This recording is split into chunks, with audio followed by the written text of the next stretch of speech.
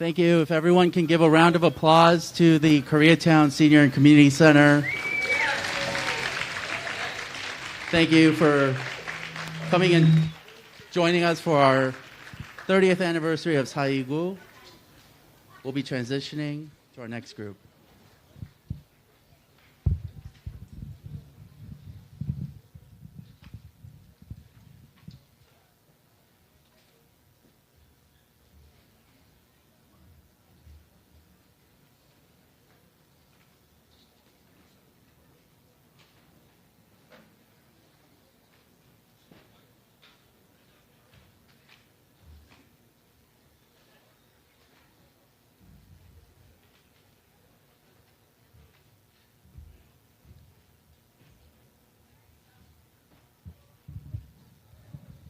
Good afternoon, everyone. If you're feeling good, say yeah. Can we give another round of applause for that amazing group one more time?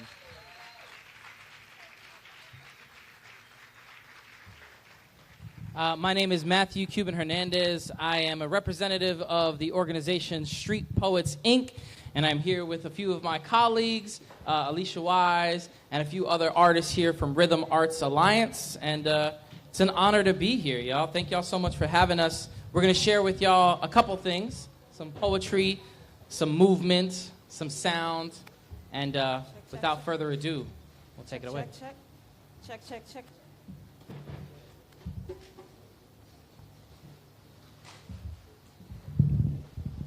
Check.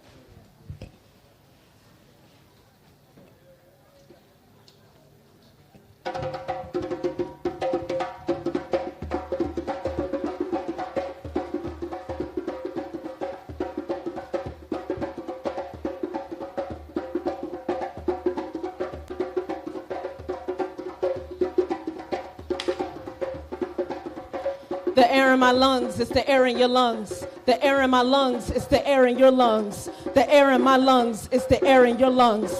The air between us breathes life.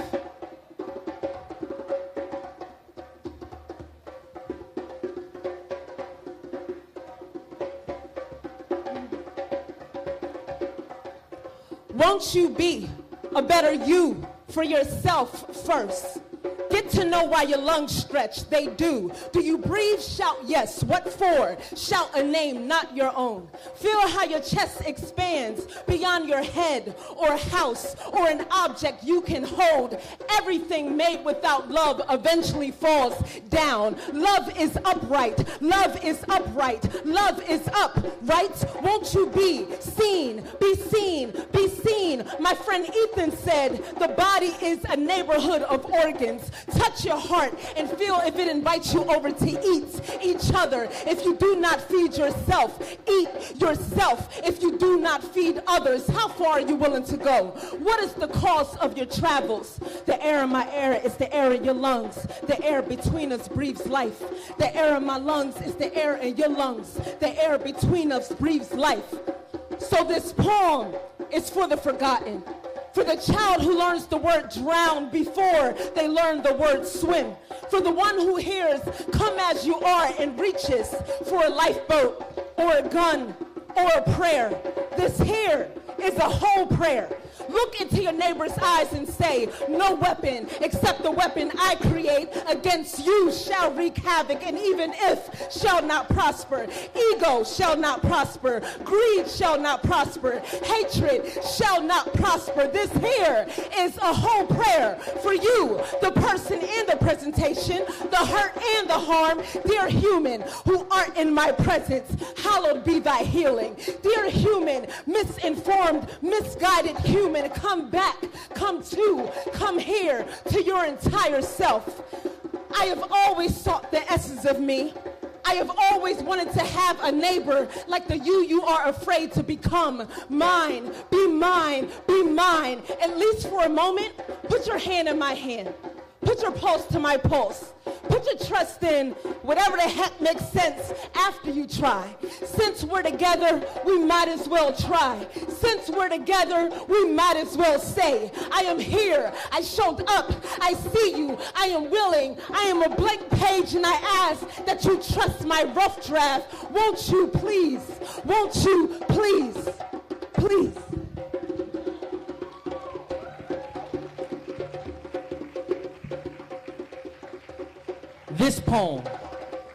This poem is for the flame, for the engulf, the riots and the voiceless scream, the boiling of a pot or a community. This poem is for the rubble and the rebuild, the forest of hope blooming after the flood. This poem is for the block, for every block, for the times that's all we see and can never hold. It's a welcome home. It's a new business. It's everyone's business. It's a village only shaped by time and renewal. It's about the elders holding memories like ceremonies, wearing wrinkles like badges of I made it and I'm still here.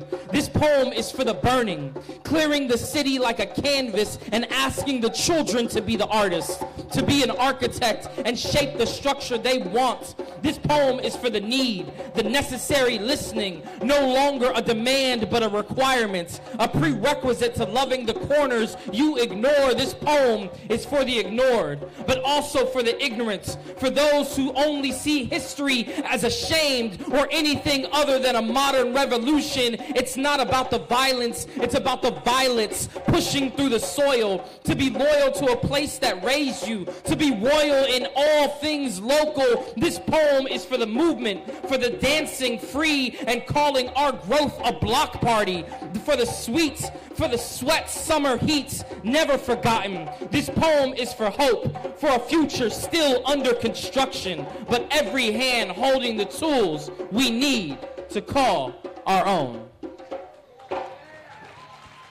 Thank y'all so much. We are Street Poets, Inc. Give a round of applause for Rhythm Arts Alliance.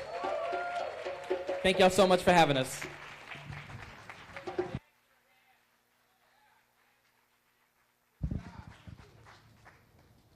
Let's keep that energy up. Give them a round of applause, guys.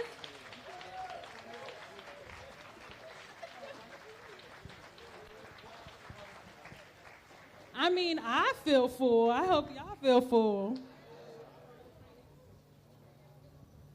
Let me get myself situated up here.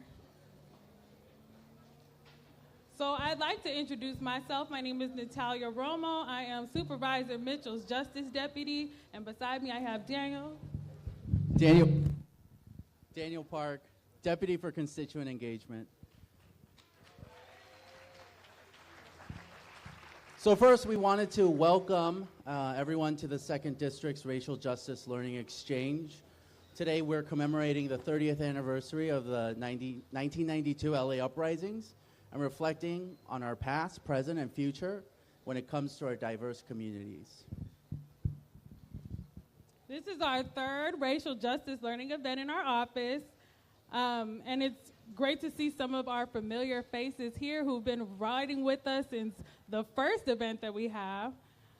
If this is your first time attending, the Racial Justice Learning Exchange is an initiative by Supervisor Mitchell that connects residents, county department, leadership, commissioners, and community organizations and leaders, community leaders, to build our joint capacity to address and confront biases and celebrate and share in our diversity and create meaningful steps to eliminate structural racism.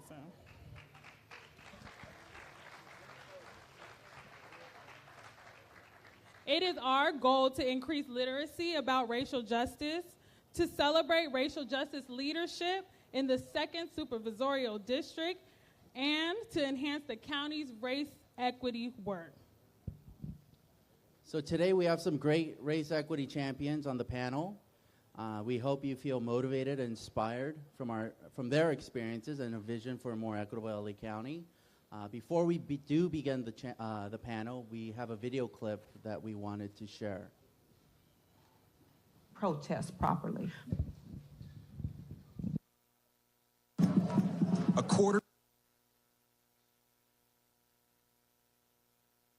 Well, the history of riots in the United States is more comparable to like the history of pogroms, in the sense that you have these sort of cases in the 18th and 19th century, even the early 20th century, in which, say, African Americans, for example, have been victims of white racial violence. You go back to Cincinnati in 1839 and 1842.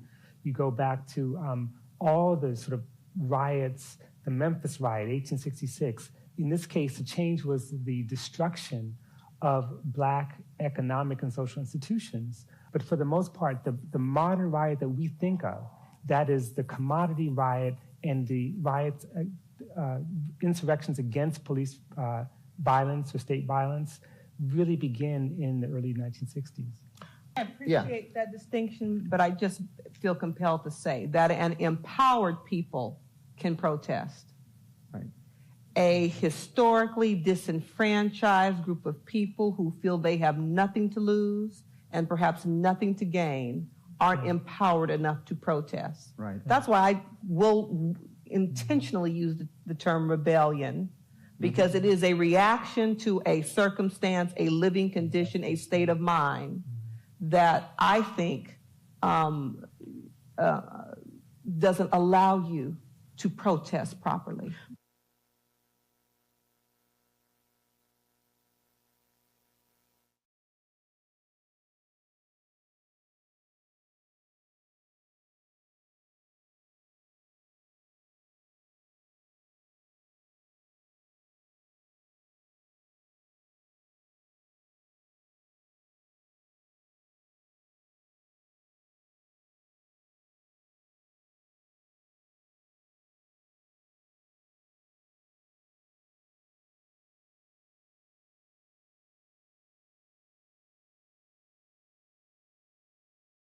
Early 20th century, in which, say, African Americans, for example, have been victims of white racial violence. You go back to Cincinnati in 1839 and 1842. You go back to all the sort of riots, the Memphis riot, 1866. In this case, the change was the destruction of Black economic and social institutions. But for the most part, the modern riot that we think of, that is the commodity riot and the riots, insurrections against police violence or state violence, really begin in the early 1960s. I appreciate that distinction, but I just feel compelled to say that an empowered people can protest. Right. A historically disenfranchised group of people who feel they have nothing to lose and perhaps nothing to gain aren't empowered enough to protest. Right. That's why I will intentionally use the term rebellion, because it is a reaction to a circumstance, a living condition, a state of mind that I think doesn't allow you to protest properly. A quarter century later, anger lingers in South Los Angeles. This community rallying attention to problems like poverty still plaguing street corners that burned into the night back in 1992. In the years that followed, signs of hope. Investigations into the riots exposed critical flaws in the tactics of the LAPD. The department was forced to change. Looking back, it was brutal. Officer Steve Gordon worked the streets of South LA. We had to change everything. The department had to be redefined. Today, the community rebuilding, looking to the future. Old wounds still healing, 25 years to the day that sparked the flames of rebellion. Steve Patterson, NBC News, Los Angeles. When I think back to the Watts Rebellion, my parents were social workers, literally in South LA during that time. I was born in '64, a year old. But you think about, King Hospital and so many of the services, so many of the shift in elected representation. If it wasn't for the Watts uprising, Tom Bradley may still be the only lone Black cop at LAPD. I mean, so there was a shift in terms of primarily services, WLCAC, Watts Labor Action Committee. Sure. So many programs and services, came into the area. 92, not so much. And I agree with you. I often tried to figure out the nexus between a successful Olympics and rebuild a city. And leadership means everything, and the right person at the helm. certainly sends a message, both, conscious and otherwise. And when you drive throughout South LA, we are such a segregated city and county, quite frankly. And so when you step outside of your box, your world, and drive into traditional South LA, Watts, Willowbrook, Compton, and you recognize that we still have food deserts where grocery stores never returned. Boys Market went away after the 92 uprising. Save-On drugstore, so many. Closer into my district, in the Ladera, Baldwin Hills, Jungle area, where we lost grocery stores. Fedco, Target came. But there are still plots of land that were never redeveloped. Right. Their services have never returned.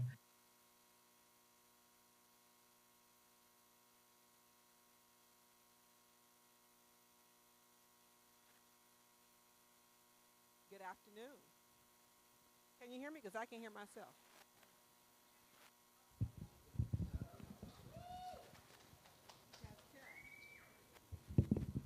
Test, test. Hey, there we go.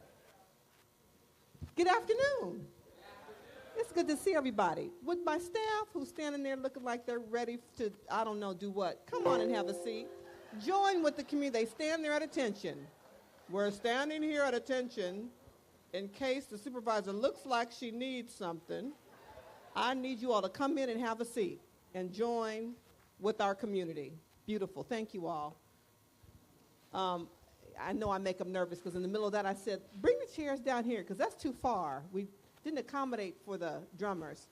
So did it hit you like it hit me about the role drumming plays in all cultures? Wasn't that phenomenal? And if you couldn't see it from where you were sitting, the connection between the drummers representing two different cultures was very powerful. They were talking to each other, the drums were talking to each other, and the rest of us were just bystanders. I'm Holly Mitchell, your LA County Supervisor, representing the 2nd District. Check. We had an amazing, this is going to be amazing too, but we also started today with an amazing experience. And the reason we have chosen to be here on this plot of land today, we had the groundbreaking for Evermont.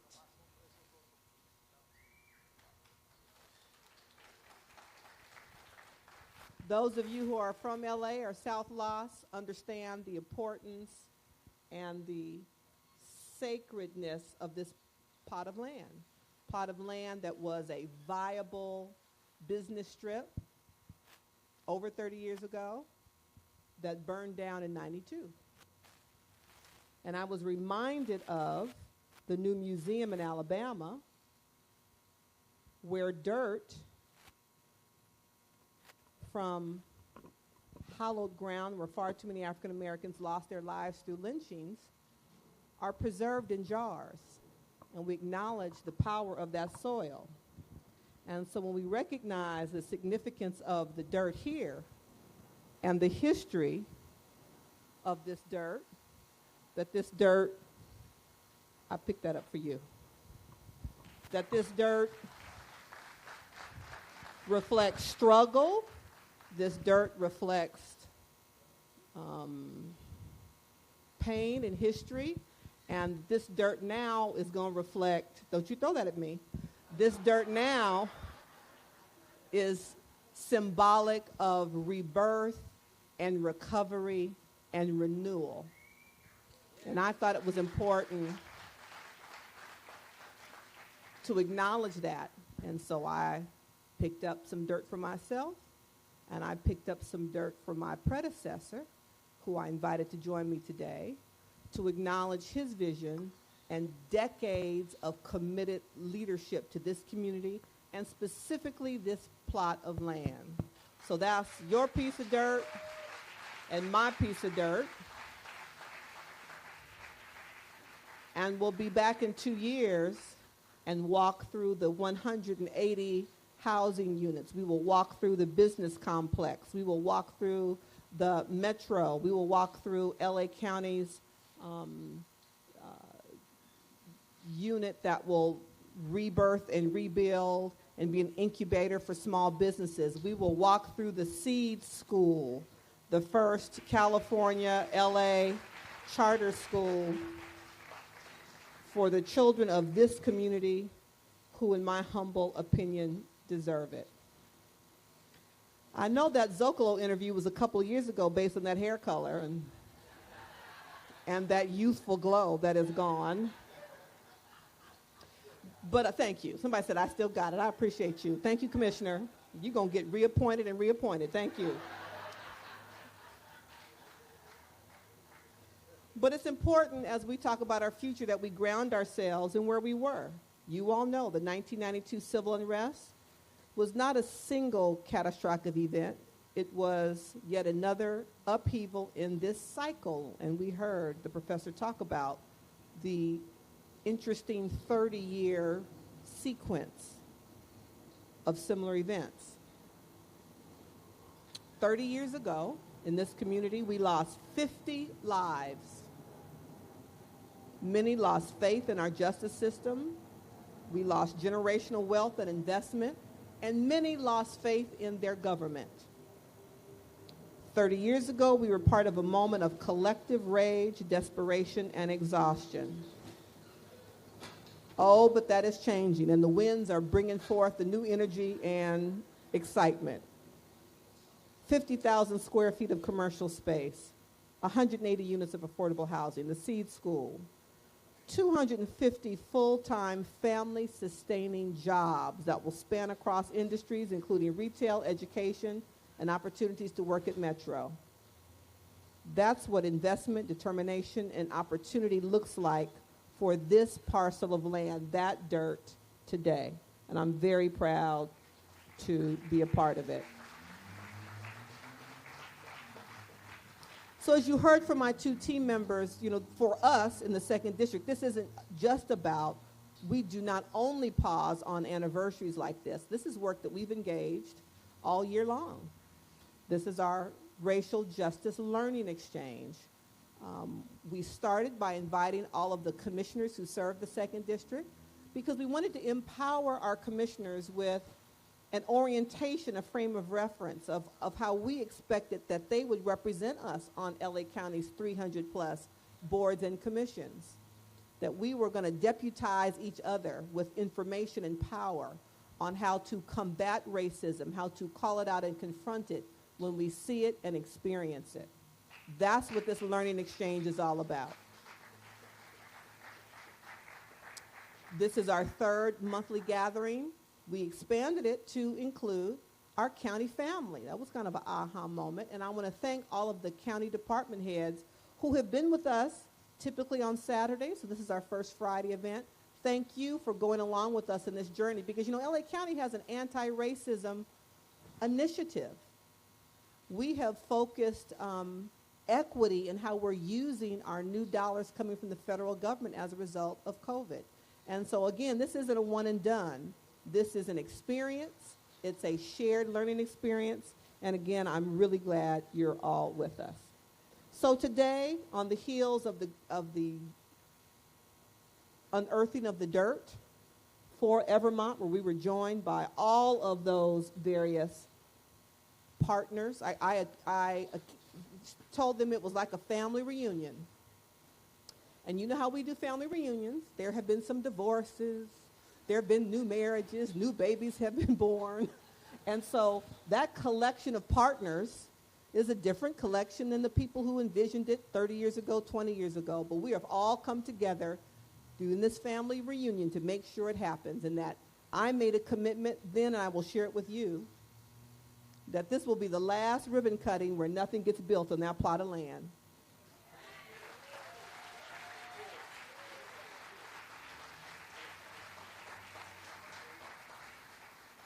That's my commitment to the community. I make you a promise and come back in 2 years and call me a lie if you want to, but in 2 years, there's going to be a whole bunch of beautiful things going on out there. I want to thank former Councilwoman Ruth Galanter for joining us today. Thank you. I want to thank Dr. Cornell West for joining us today. I want to thank the man who needs no full name, just 3 letters, MRT, for joining us today.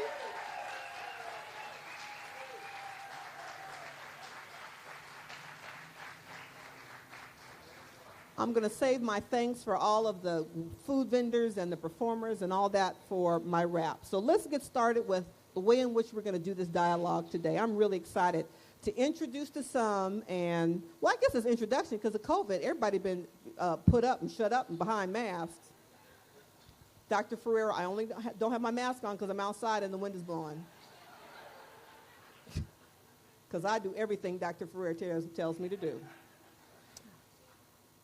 I'm excited to introduce you to 2 very special people who are important in my own life, in my own growth and development as an Angelino. And I know we're going to have an exciting conversation. I am not going to spend time giving you their lengthy bios. As my 21-year-old would say, you can Google it. Brenda Shockley is the Deputy Mayor and Chief Equity Officer for the City of Los Angeles. Come on up, Brenda.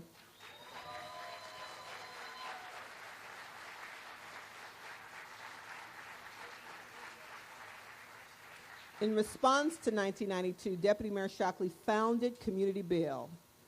And she was telling my very young staffers about her experiencing walking this very block with Congresswoman Maxine Waters and the then chairman of the Federal Reserve Bank, Alan Greenspan, talking about what opportunity could potentially look like. Through her work at Community Build, more than $100 million of investment in education, employment, and training programs for young people in South LA came to fruition. My brother from another mother, John Kim, Executive Director of the Advancement Project.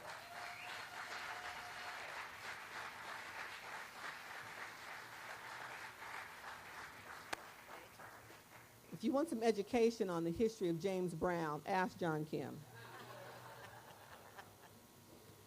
In his role, John has helped community organizations to combat inequities in our systems. I know John has memories of being in this area and seeing the interactions between his Korean family and our black community, and I look forward to hearing more about that. The Advancement Project California has brought to the forefront tools that help policymakers like myself to see the burdens our families and communities face on a daily basis. He's developed an amazing new tool, the Justice Equity Need Index, which identifies the areas in greatest need of public investments in the community that require healing, health, prevention, and help to reverse historical injustice. We have used the index and suggested that others use the index and told the governor about the index, and so we are promoting the index. I'm very grateful to you both for agreeing to join with us today and for being in this process, this learning exchange with us, and hope that we make new connections, that we all learn something new, remember something that perhaps we've forgotten, but most importantly, make commitments anew to ourselves and our communities today. You ready to get started? So, because we're grounding today's exercise or experience in acknowledging the civil unrest of 1992, what, from your perspective, you heard what I said in 2015, tell me from your perspective some of the root causes of the uprising from your lens. You go, Brenda. Okay, how do I do this? Thank you. My feeling about it is very similar to what the supervisor expressed, except she was a bit, I think, more diplomatic. 1992, and I have to say, I have to be at least among the elders of the elders, because as I told her staff, they get a twofer. I was here in 65. I was a college student in 65 working for Mary Henry for the summer. So for me, that cycle is very real. And yes, I'm Madison Shockley's sister. I see your face, and I know how I have a brother who actually, were he here, would be sitting here because he started the Korean Black Dialogue, and when he was the pastor at Church of Christian Fellowship. So I do. I come here representing the family, if you will. But one of the things that's so important is to recognize that the cycle, it's 30 years because each time it's been because there's been that bit more of oppression, that bit more of disinvestment, that bit more of lack of training, that bit more that people had found a way to kind of get by, and then down on the neck it comes again. And as Supervisor said, in terms of the question of rebellion and versus revolt, I'll leave that to those who are far better with words. But what I will say, and I'm going to Florence and Normandy, which is now sort of commemorated as the flashpoint. What it said to me was that when you leave people where their only power is to destroy, you strip them of their ability to engage, you strip them of their ability to vote. When you have that, then you are not going to be able to just sort of soothe that, because it is an open wound that has festered so long. So many of us had the Langston Hughes, if you're of my generation, there was a poem that said, "What happens to a dream deferred?" And for those of us in a certain era, there was a beautiful poster that we all had, because the question was, what happens? Does it dry up or does it explode? And I think in 1992, in some ways not that different, the 1992 and 1965 shared the conflict with the police as the jumping off point. In the case of 1992, it was when nothing happened to the police. In 1965, with Parker, and the police were just so vicious that it made Johnny Cochran's career. I think also we forget that by the time 92 occurred, we had 12 years of Republican administrations. We'd had both terms of Reagan, and we were fighting to keep Bush 1 from getting a second term. During those 12 years, everything that had been really done, and for some of us, we remember the New Frontier, and we remember model cities, and we remember CETA programs. We remembered these efforts for neighborhood revitalization, a recognition that you had to have community participation. And out of it, we got the Drew School and the hospital and other things. In 92, there had been no training programs. There had been no EOP was under education, any education opportunities they were striking out to reduce and eliminate. So that by that time, by that day when the Rodney King verdict, as we call it, came out, people had it. And there is that moment when a feather is enough because of what people have endured. I know there are more questions, so I'll stop there.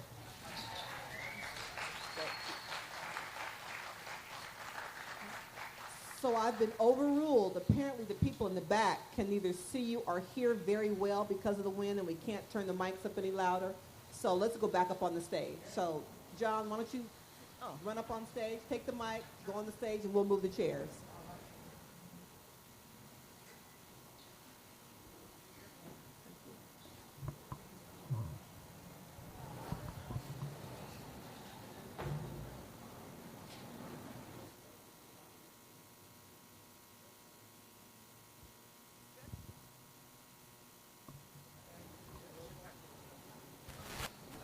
Hello. All right. I would prefer, actually, to be on stage, given my vertical challenge. So I'm totally down with the move. Thank you so much, Supervisor, for the invitation, and to the team at the Supervisor's office.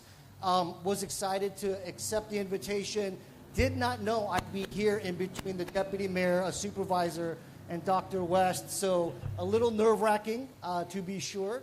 But I also have a clean sense of family while I'm here. I've seen people who are a part of the movement family. It was great to hear some Korean drumming, which I played for about 20 years. And then I come to find that the extraordinary Alicia Wise, who performed the poetry, is actually my daughter's poetry teacher. And so we are surrounded by family, and so thank you so much for that. A little bit about a family story that I tell sometimes around 92 and what happened and what the roots were. You know, I grew up here. I was born on 2nd in Vermont, and my father would drive me around when I was a youngster to his friends' stores, right? They were small business owners, and some of them had liquor stores here in South LA. And, you know, I kind of grew up in the back storage rooms, right? My dad would drive us over and send me to the back storage room while him and his buddies chatted. And, you know, oftentimes I would come out of the back storage room and I'd hear shouting. I'd hear yelling.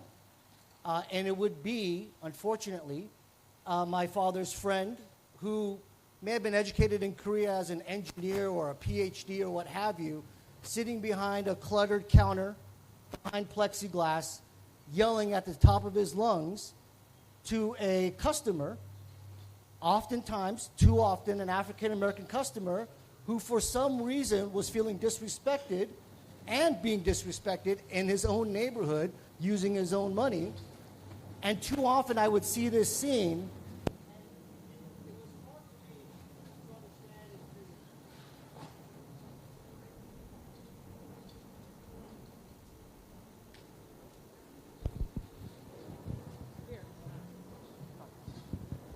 Thank you. And so, you know, one of the things that I've come to really understand about that scene from my childhood is that it's one thing to look at who of these two men were wrong. Which one was it? The one that was looking to be respected in their own neighborhood? Or was it the one that was looking to protect something that they fought their entire lives for in terms of their store? And over time, I've come to understand that it's not about looking for bad people. It's about looking for bad systems. And that we were all in a system, all of us, that sapped both of these men of their potential and that pit us in this place to go at each other. And that's the system that caused the uprising, the system of white supremacy, the system of structural racism that says, how do you keep an old structure, an old power structure in place? How do you keep segregation alive? How do you keep extracting from communities of color and pit them against one another? That whole system and the answer to those questions is why, unfortunately, we got 92, why we got 65, why we got 2020, and why we have today. And so there's a lot of roots here for us to unearth, but just a little bit about how I saw it growing up as a youngster here in LA.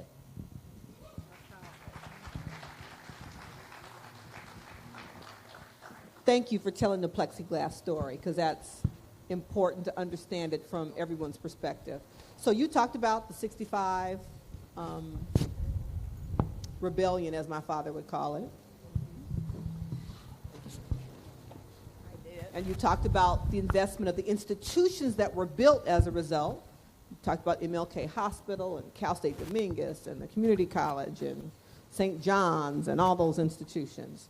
So what are your thoughts about what we've learned about doing economic development since 1992, given your history and your role? What did we learn? Because we acknowledged repeatedly this morning that it took 30 years for us to get here today. And that's unfortunate that it took so long. So what have you learned about economic development?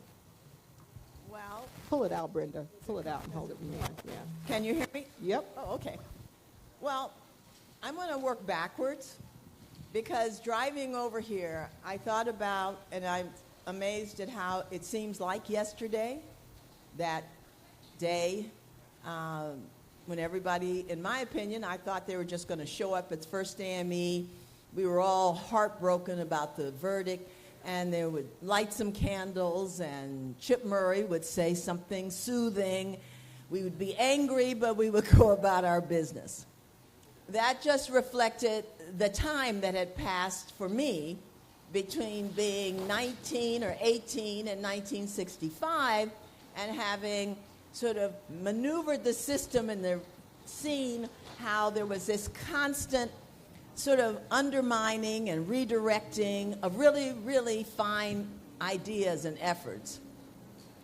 When I saw, and I saw actually the next day from Quincy Jones's offices in Burbank, I saw Fedco burning and my own personal cleaners, where I never was able to retrieve half the stuff, half of what I owned because it was in there.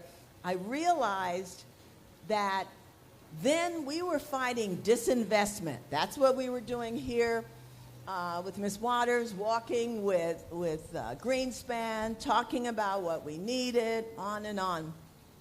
And even today, as you mentioned, we are now have a different, interesting, but not really different in terms of its potential threat.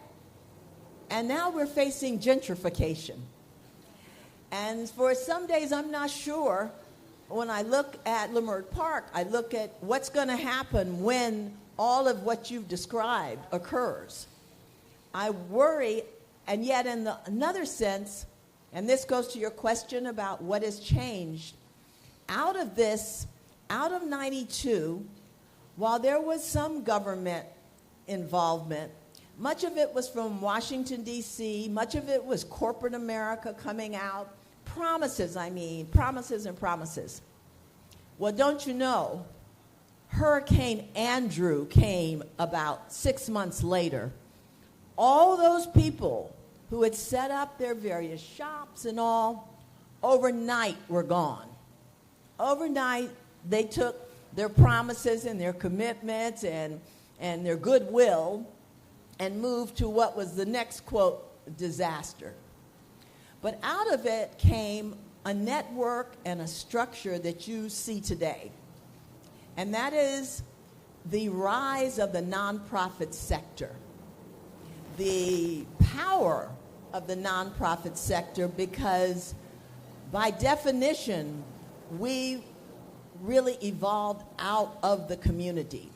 So when we created Community Build, we knew that according to the census, African Americans would be, if there was going to be an identifiable community 30 years later, like today, would be Leimert Park, because that was where you had the concentration of African Americans. And based on the census, many people who lived in this community were moving to what people affectionately call the IE now. I call it a 2.5-hour commute, personally. Right. And when I moved there at 13, I called it hell. Right. Yeah. I know. I saw the supervisor over the weekend, and we were talking with someone else about Riverside, and she was sort of, I don't know what to think. I said, it's Friday the 3rd. You know how there's Friday and then Friday 2? Well, that's where the people in the movie Friday, that's where they all moved, was to Riverside, San Bernardino. So those who were left were pretty much left in concentrated numbers in and around the Crenshaw area. And I don't know, I'm sure someone from his office is here, or if Councilman Marquise Harris Dawson is here, because Destination Crenshaw is real. And Destination Crenshaw. But it doesn't have to just be that. And that's what's sort of cool right here. Destination Vermont is real too. And we don't have to abandon one place in order to build another. I think that, and I look at so many of my colleagues, I look at where the supervisor came from Crystal Stairs, child care referral services that has managed to be a part of everything that has anything to do with children. Community Coalition that really has spawned a mayoral candidate, and where we were able to work together. My own, obviously, heart of hearts, Community Build, which not only is in Leimert Park, but I am proud to say finished the first HH project at 88th in Vermont, where we also have and continue to have, we have 72 units of housing and then over 9,000 square feet of community services, including the mental health services from SHARP. I say all that, I see CRCD, I see Charisse, I see all of us, we became our own kind of family that really reflected that sort of historic, almost innate sense of do for self. And in the last 30 years, when I think about the colleagues and I think about where change happened and how change happened, it was when the nonprofit sector really became a profession. Mm-hmm. Before that, they were CACs, Community Advisory Committees, and there were PACs, project area committees. There were community people who were working as hard as they could, but they had jobs every day. And this was volunteer work. And fortunately, and I won't bore you with the history, but fortunately you go back as far as Bobby Kennedy and the Ford Foundation that recognize the value and importance of community development and community development corporations, that now you look around and some of your largest employers, whether it's Kedron, whether it's King, whether it's Drew, whether it's you name it, we not only are able to deliver the services in response to what the community needs, but we're also able to employ the people right here in the community. Absolutely. Absolutely. I agree.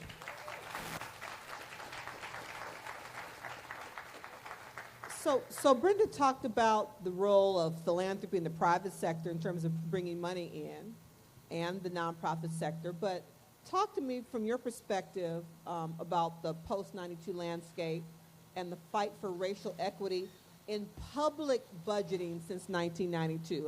That's near and dear to my heart. Budget chair, I follow the money all the time.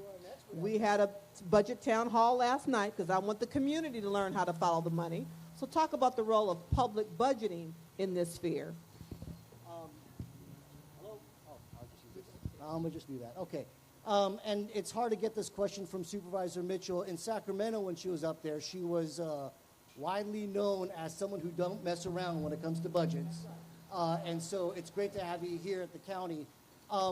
So the thing that I've learned some time ago in Buddhism, they say if you love something, the way to fix it is you smack it on the side.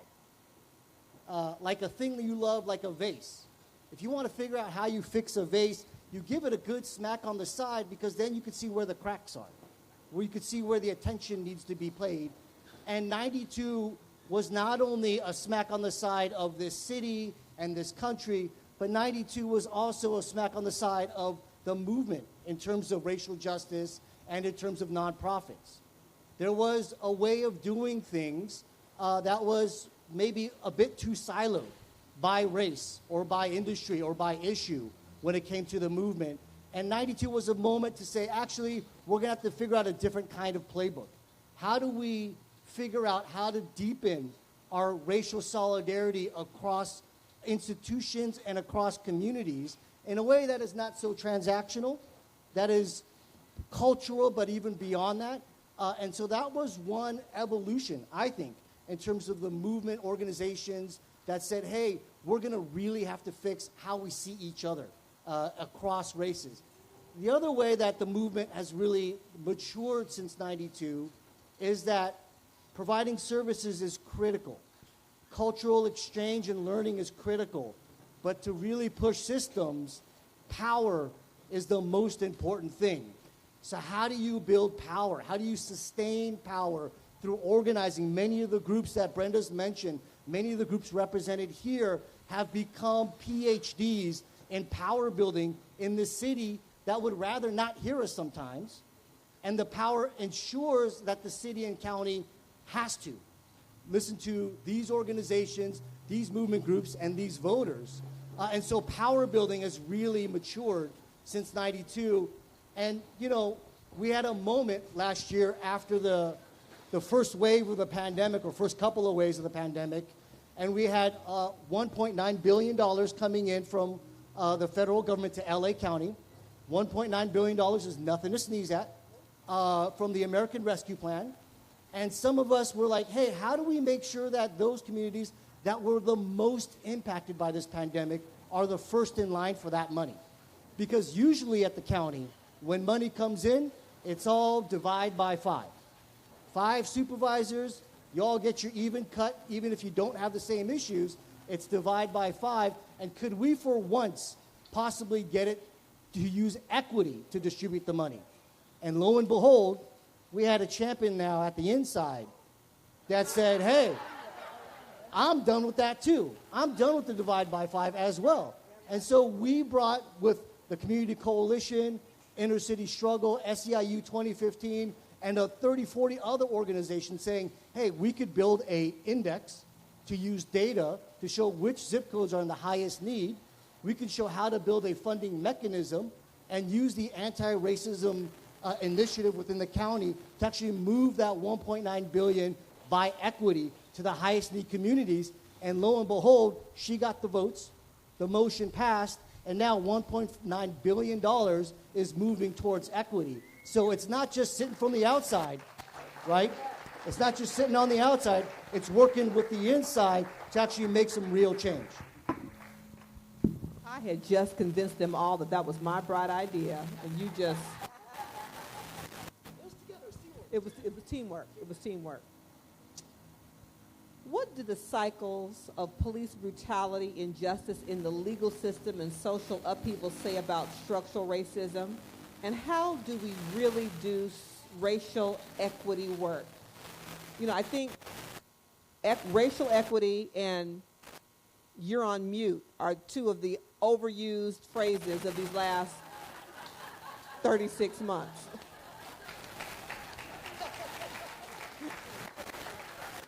Now, everybody knows what it means when we say, you're on mute. And we all say it together, like, right? But what does racial equity work look like, feel like, and how do you know it when it's in front of you, and how do you know when it's missing in action? So LA County is 170 years old. This constitution by way of this country by way of constitution is 233 years old, and neither of these things were built for us. Neither of these systems had our best interest in mind when they were designed, and they were designed by experts that were elegant in their design and baking into these systems after generation about how to keep certain people out and let certain people in. And when we get moments like 92 and 65 and 2020, the thing that I always worry about is we lose sight of that 170-year picture, of that 233-year picture, because it's not going to take 6 months to turn that around. You can't take something that's been baking for 170 years in LA County and just expect 6 months to flip that switch. Now, taking to the streets, demanding justice, calling out bad actors, all those are absolutely critical, but we got to start designing like they designed against us. We got to do that hard, rigorous work, right? To investigate, to be sometimes patient and to be sometimes impatient, to really kind of push, but we can't give up if it doesn't change in a year or so. The last thing I'll say is this, you know, and this is something from my own personal journey. The thing about white supremacy is that it's a system but it's also a poison that, let's just be real, all of us have ingested, right?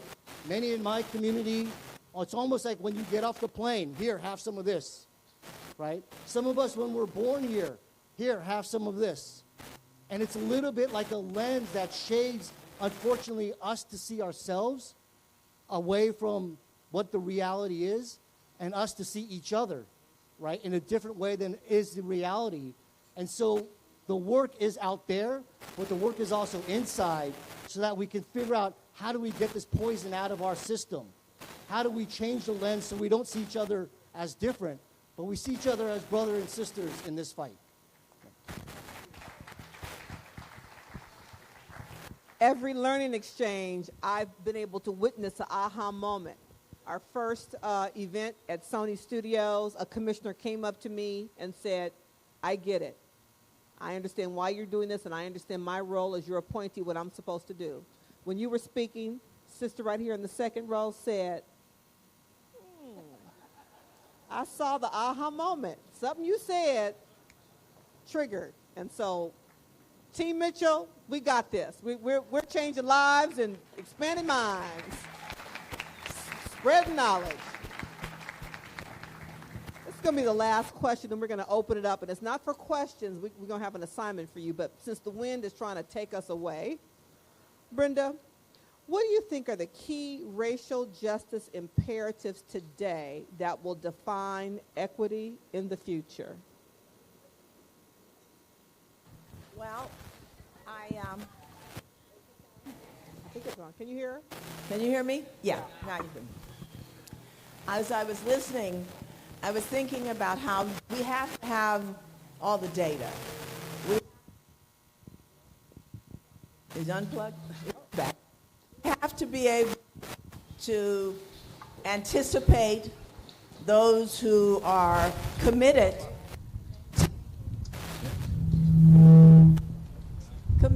to maintaining their advantage. As Chief Equity Officer for the City of Los Angeles, Chief Equity, but it's all about race. And for me, it's become a duality. That yes, there are those of us who can spend all day and night talking about what happened, what's different now, about the nuances of it, the sustainable development goals, all of that. And all of that is important to building the infrastructure of equity. But I think in the meantime, and at the same time, we have to translate equity for those who are receiving the least of it. And as I hear about the 1.9 billion and, you know, some fraction of that also came to the city. And by the way, the city is actually getting to the point where their mathematics is only divide by 15. Based on data, because we do communicate despite what they say, the county, the city, the advocates. And I'll end with the experience I had in '92 when Community Build is on the other side, on the south side, had its youth center on the south side of Manchester. Community Coalition was on the north side. And there was always this sort of, okay, and of course at the time everybody thought money was just going to be flowing down Vermont. So it was like, how are we going to do this so that we are together? And I'll have to say, and I'll never forget, because it only took one meeting. Karen Bass and I met at the Roscoe's on Main and Manchester. And you remember that? And yes, the only place at the time. And we talked about what the system was expecting and how the system could use a way to sort of pit us against one another. And we thought about the community we served, and we came to an agreement that Community Build had started already and was very good at delivering services, working with the gang peace, working with the children in the community, LA Bridges, all of those contracting that was made available. Community Coalition was seriously the lead on advocacy, particularly, obviously, most of us know about the liquor stores, but then on around the issues of foster youth and the issues around LAUSD and organizing. We were able, without even a handshake, but a sisterly nod, say, when it's advocacy, we'll let you take the lead, and you can count on us. And when it's services, we'll take the lead, and we'll be sure to make sure we address and bring in your people. I say all this to say that, yes, while we sort of talking heads figure out how to deal with the last 200 years, there has to be something here in the community that shows there is hope. We can't just talk about it. And thus, to me, and I am proud because there's so many who would have loved to be sitting in this chair who aren't with us anymore. At Mount 75, I see clearly. And I see and I know that the one thing, whether you've been in reentry, whether you're foster youth, whether whatever, the one thing that has changed people fastest and more permanently and given a sense of pride and flowed into the community is employment. And that 1.9 billion here and the 800 million in the city and the God knows how much is going through LAWA and the rest of it, we have to have people living and earning at a livable wage if we are ever going to avoid, and with the warp speed these days, it won't be 30 years next time. It'll be collapsed a lot shorter. And I say this, and I absolutely believe that the community college system is there. The smartest thing I've seen is even when they were under-enrolled, they kept those bond issuances, they kept those campuses up. Every one of them is a place anyone should be proud to go. And that's where we can do for us. Because some people don't have the luxury of waiting for the report to come out. That's true. They don't have the luxury to waiting for the bill to get passed. That's right. And many of us in here do have the ability to pressure and make sure that, and that's where equity comes in, getting people what they need. I mean, we can go back and forth about equity, equality, and whatever. I've come to feel it's almost like pornography. You know it when you see it.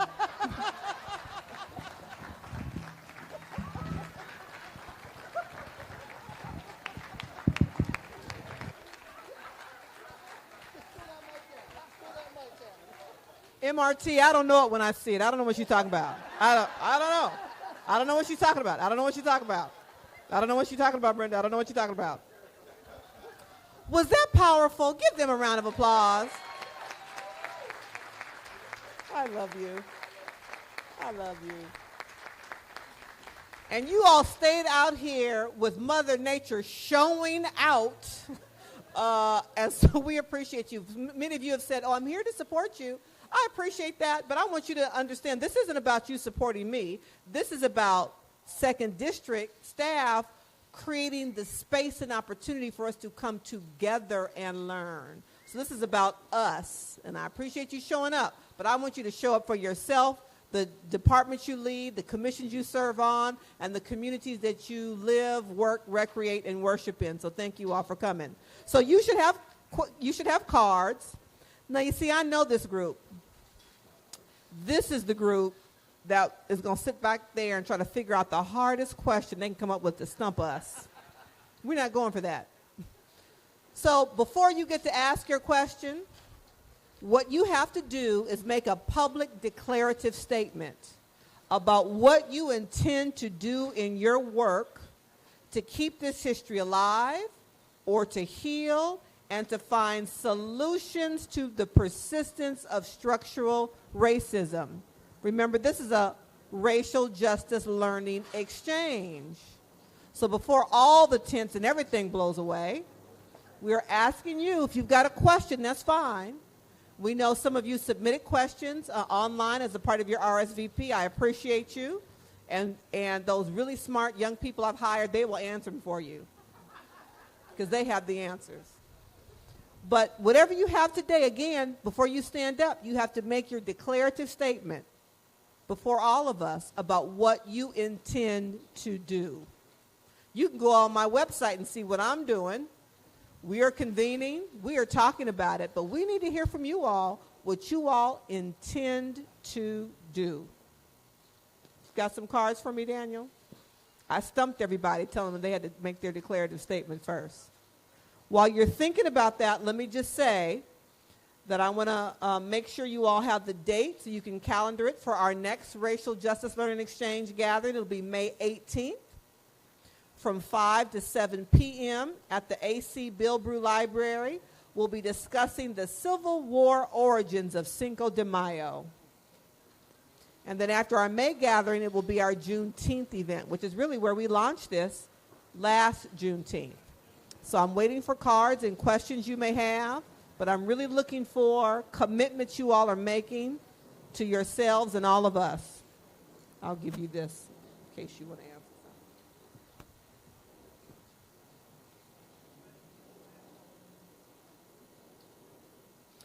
If the county was able to use its eminent domain powers to transform this plot, what about the hundreds of others still vacant since 1992?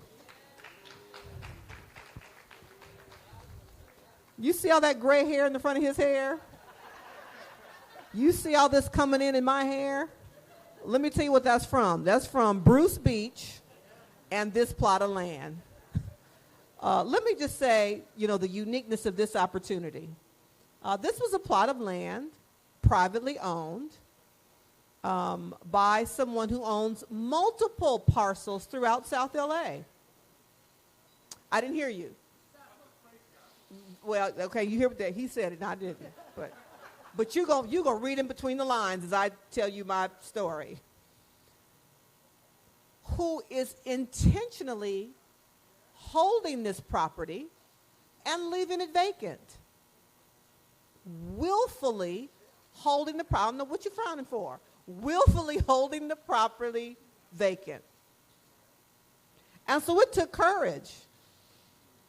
Because, eminent domain has a real checkered past in our history.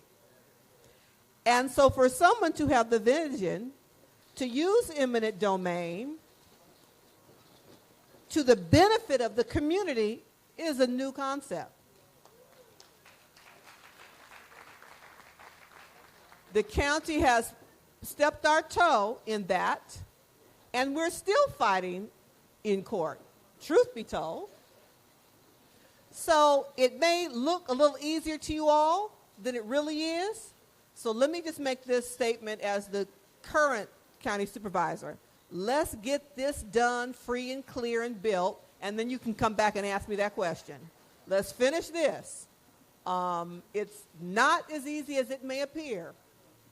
And it really requires the support of the community to lean in hard, to talk about what we're not going to stand for anymore. It's going to take, Brenda talked about the community-based organizations. There's some CBOs here today that are rolling who intend to buy up property and do big things. And we intend to partner with you in doing just that. That's the culture shift that we are beginning to experience and see.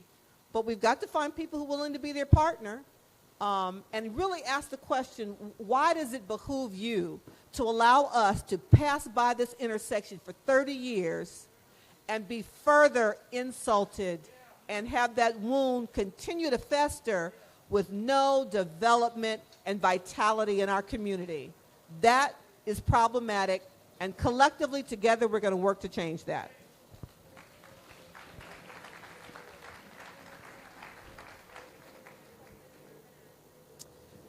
Robert Cole always comes to these things to ask tough questions. Robert, law enforcement, LAPD, seems to be the catalyst for both the 65 and 92 events, rebellions.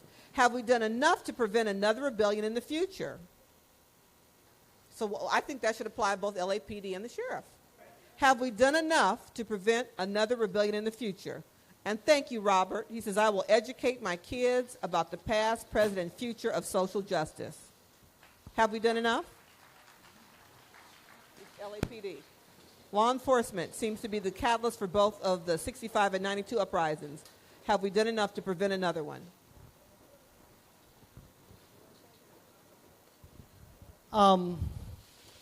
If we're being honest with each other, I don't think the answer we could say to each other is yes. This sheriff that we have now, there's a lot to be said, and maybe this isn't the perfect forum to say it, but the questions of transparency and accountability is a problem for these departments. We have very few levers to actually really hold people and officers accountable.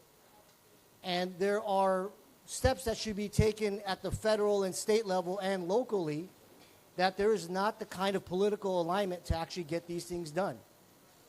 And so, you know, I don't think we can say it's not going to happen again. And it breaks my heart to tell my kids that as we commemorate 92 every year, that this is not going to happen again. I cannot say that to them. And I know you guys can't say that to your families. And so I do think there's a lot of structural stuff underneath these departments. It is sometimes the bad actor at the top.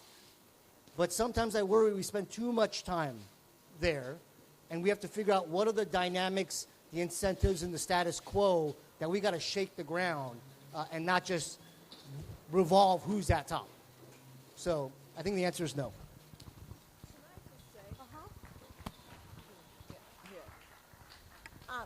I'd also like to add that the lack of accountability is there. It remains. And probably nothing more exemplifies it than 1 year ago, there was supposed to be $100 million reprogrammed in the city of Los Angeles from the police department to community organizations, to community policing, but to be programmed with the involvement of the community. A year later, the city's budget, and defund the police, and that was what they used so much to sort of to draw that line that anyone who isn't for it must be trying to defund it, and so therefore I don't have any choice but to be for it, that kind of attitude. The reality is that this year the budget has over $100 million increase projected or recommended for the police department. And a lot of that goes to the power of the police unions. And it goes to the ability of the police to create fear in the community. And I honestly believe that, yes, there's dramatic crime like smash and grab, and God, how sad about Jackie Avant. But those incidents are used to claim that there's a crime wave and that crime is so much more, and it's not true. And this is where looking at the data and looking at the numbers will tell you. But when you create that kind of fear in the public and you blame it on lack of resources, then you get promises, which is like a Helen of Troy kind of hiding what they really wanted, and that's more police. But it's not based in fact. And this is where meetings like this are so critical, because the information that is being given out and the excuse it becomes to harass to violate even more people's civil rights. All of that is manufactured to create fear. And that's them. Everybody wants to be safe, but it so have to be so careful not to give a license then, because Nordstrom somebody smashed and grabbed, to give a license that then you can stop, you can detain, you can do anything to anyone, because we're in the midst of such a frightening crime wave, when it's not true.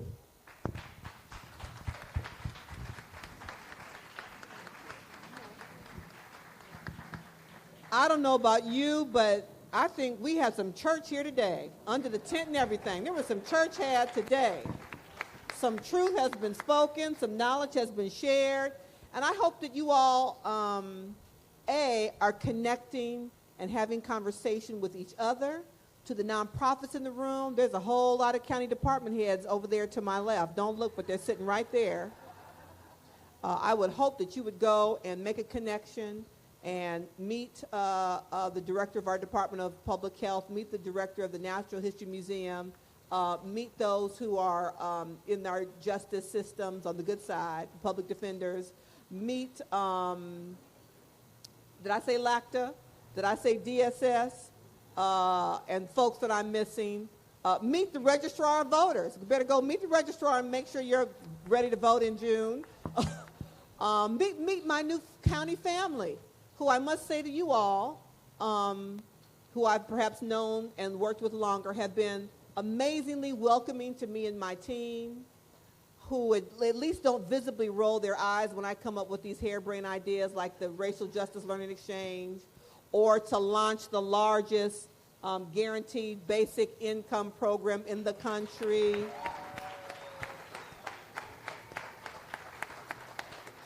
Or when we say that we're not going to divide by 5, that we are going to overinvest in hardly reached communities. They have stood with us and stood up the programs in record time to get the dollars you talked about out in the street. At our board meetings, we have a standing agenda item where we hear from them in terms of how quickly our ARPA dollars are rolling. And, I grew up with that theory that, the county, then you roll your eyes. Well, I'm a believer. The county is where the action is, and the county made things happen for all of you as county residents in the middle of this public health pandemic.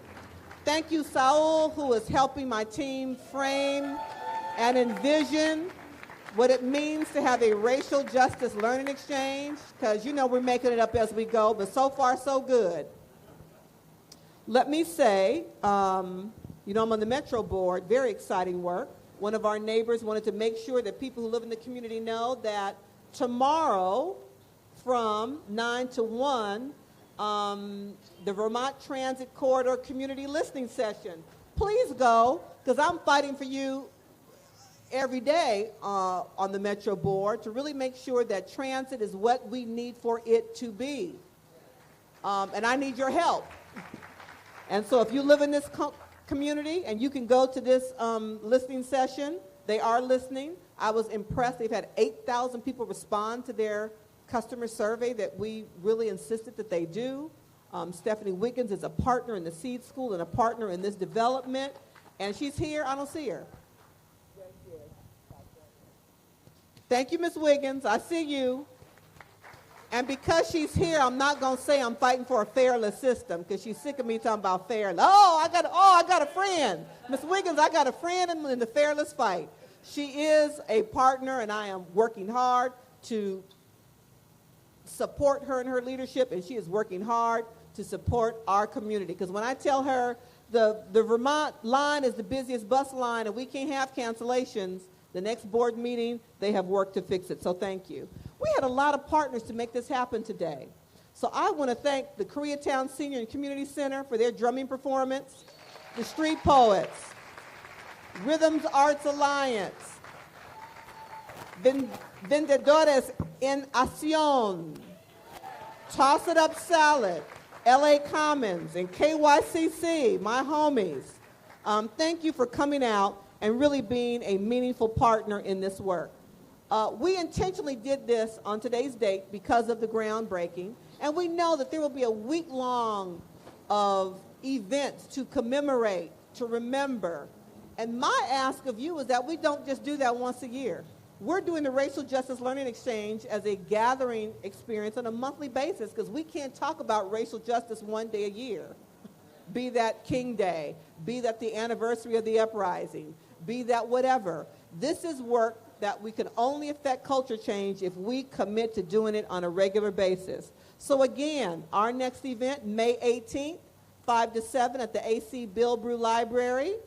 We'll have a facilitated conversation with Dr. Hayes Batista focusing on increasing public literacy on the origin of Cinco de Mayo as an anti-Confederacy holiday. You gonna learn today. Again, as I thank my two for joining us and our special guests for joining us, thank you so much. We ask that you continue to figure out what you can do in your everyday work to keep this history alive, to heal, and to find solutions to the persistence of structural racism. Everybody have a great weekend, and thank you for coming out. We appreciate you.